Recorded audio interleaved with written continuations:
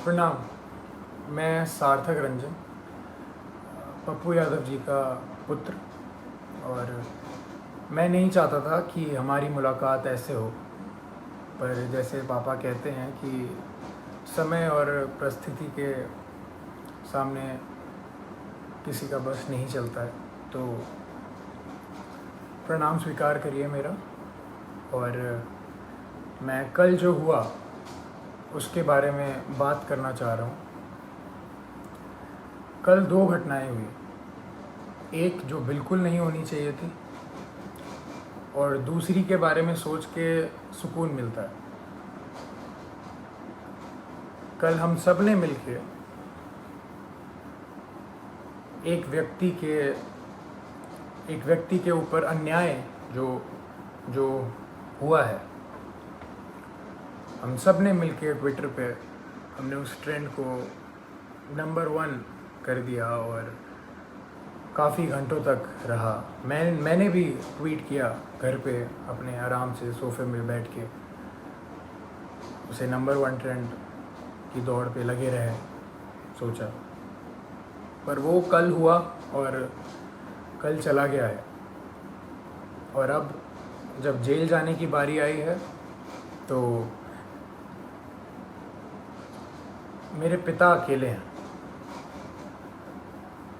कल 9 बजे से लेके आज सुबह 3 बजे तक वो सिर्फ एक मुजरिम की तरह ट्रीट हुए हैं, और मैं जानना चाहता हूँ कि उनका जुर्म है क्या। हॉस्पिटल्स की जो हालत है बिहार में, उसकी सच्चाई दिखाना जुर्म है, या दवाइयाँ नहीं हैं तो जिनको ज़रूरत है उनको दवाइयाँ पहुँचाना जुर्म है, लोगों को खाना देना जुर्म है, या जो काला बाज़ारी चल रही है दवाइयों की उसको पेश करना जुर्म है। सबसे बड़ा जुर्म मेरे को ये लग रहा है कि एक नेता के घर पे जो छापा मार के उन्होंने आप लोगों के लिए जो एम्बुलेंसेस यूज़ होनी थी वो बस घर पे पड़ी हुई थी, और वो बस ये चाह रहे थे कि वो सारी एम्बुलेंस यूज़ हों आप लोगों के लिए। मुझे लग रहा है कि यही जुर्म उनका सबसे बड़ा रहा।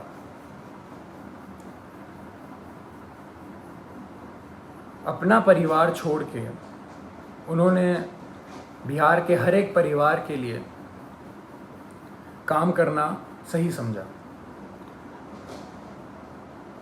हर एक परिवार की एक भी पुकार अनसुनी ना जाए, उनका बस यही मकसद है। शुरुआत से मैं हर रोज़ बात करता था उनसे, कल के पहले तक हर रोज़, और बस एक ही चीज़ पूछता था मैं उनसे कि क्या आपकी तबीयत ठीक है, क्योंकि मैं भी घर पे बैठ के आराम से आप लोगों की तरह बस देखता था कि वो उनकी वीडियोस कि कभी वो कोविड वार्ड में जा रहे हैं, पेशेंट्स के बीच में जा रहे हैं, मुर्दा घर जा रहे हैं, या भीड़ के बीच में खाना दे रहे हैं, या कोई माँ उनसे गले लग के अपने बेटी या बेटे के लिए रो रही हैं।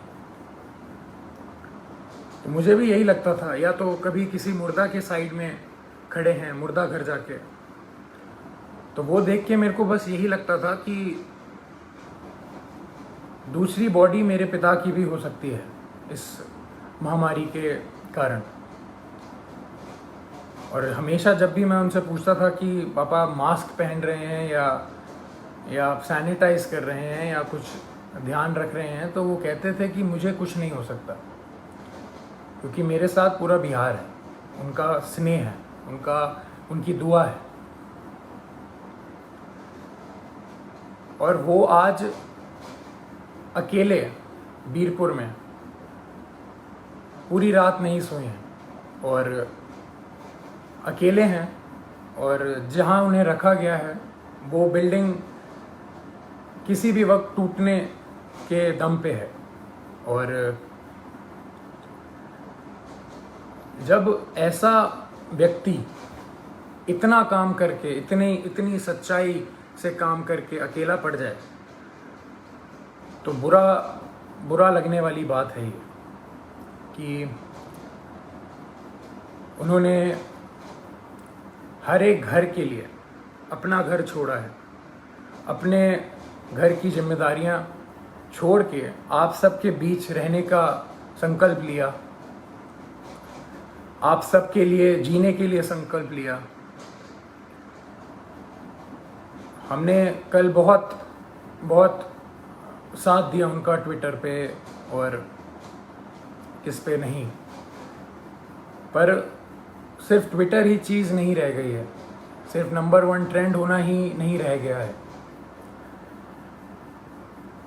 जब ऐसा व्यक्ति अकेला पड़ जाए जो रात दिन सेवा करे लोगों की और लोगों के लिए ही जिए, अपना सब कुछ छोड़ के, अपना सब कुछ त्याग के। हम लोगों ने बोलते थे आ जाइए, आप वापस आ जाइए, ठीक नहीं है, रिस्की है, सही नहीं रहेगा, मगर उनका एक ही कहना था हमेशा कि बिहार के लोगों को मेरी ज़रूरत है और मैं बस वही कर रहा हूँ। अपने बारे में, अपनी जान के बारे में बिल्कुल ना सोचते हुए वो बस आप लोगों के लिए काम रात दिन करते रहे। हॉस्पिटल में छापा मारना हो तो पप्पू यादव जाएंगे, खाना देना हो तो पप्पू यादव देंगे, दवाई देना हो तो पप्पू यादव देंगे, बेड चाहिए, ऑक्सीजन चाहिए, एम्बुलेंस चाहिए तो पप्पू यादव करेंगे। अभी हमारे बीच पप्पू यादव कौन बनेगा? कहाँ से लाएंगे हम दूसरा? हम उन्हें अकेला इस टाइम पे नहीं छोड़ सकते।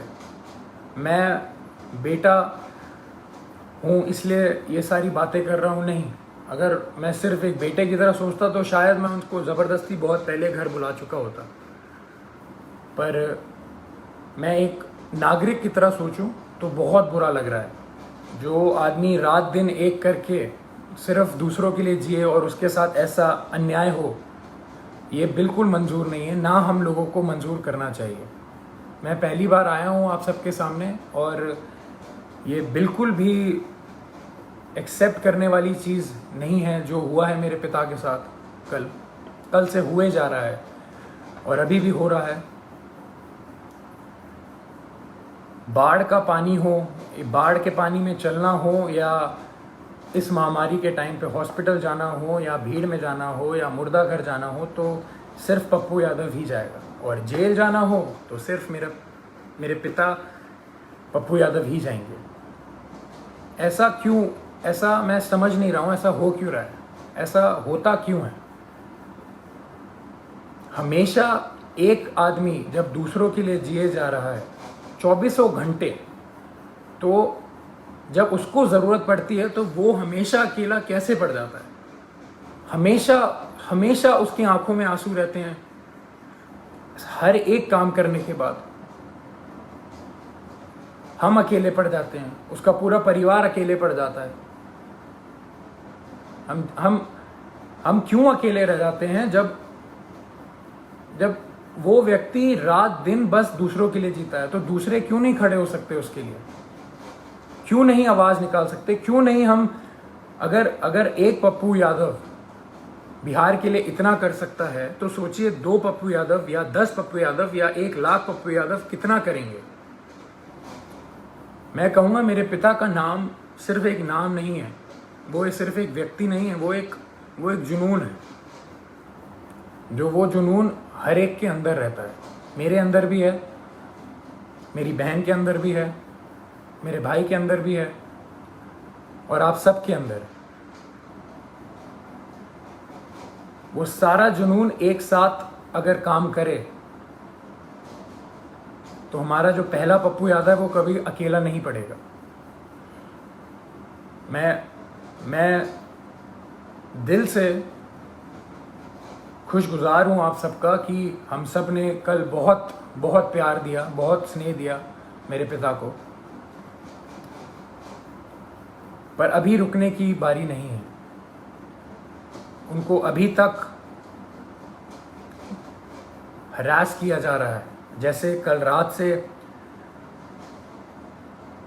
वो सोए नहीं हैं, खाए नहीं हैं, उनको दवाइयाँ उनको दवाई खानी होती है, उनको शुगर है, उनका 1.25 महीने पहले ऑपरेशन हुआ है, राइट पैर की नसें उनकी वीक हैं तो खून सर्कुलेशन नहीं होता है उनके राइट पैर में अच्छे से। और किस जुर्म में ये सज़ा उनको दी जा रही है, मैं ये पूछना चाहता हूँ। और जिनकी वजह से हो रहा है वो बहुत अच्छे से जानते हैं कौन कौन है, और ये बिल्कुल ना समझें कि किसी को नहीं पता है कि किसकी वजह से हो रहा है ये और क्यों हो रहा है। यहाँ कोई बच्चा नहीं है और कोई डरा हुआ नहीं है। पप्पू यादव ना कभी किसी से डरा है, ना कभी डरेगा। जब ये जुनून हर एक के अंदर है और हर एक बंदा, हर एक माँ, हर एक बेटी, हर एक भाई जब उसके पीछे खड़ा रहेगा और उसको पूरा विश्वास है कि हर एक बिहार का व्यक्ति उनके साथ है, वो कल साबित हुआ है। मैं बस ये कह रहा हूँ कि वो सिर्फ कल पे ही सीमित नहीं होना चाहिए, ये मुहिम चलती रहनी चाहिए। यही मेरे पिता का सबसे बड़ी जीत है।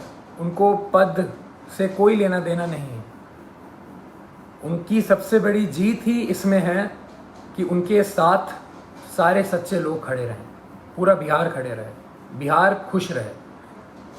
उनकी सबसे बड़ी जीत यही है। तो जब हम सब में ये जुनून है तो हम सब मिलके इस मुहिम को, इस भ्रष्टाचार के खिलाफ जो हमने मुहिम छेड़ी है, जो ये भ्रष्टाचार मेरे पिता के खिलाफ हो रहा है,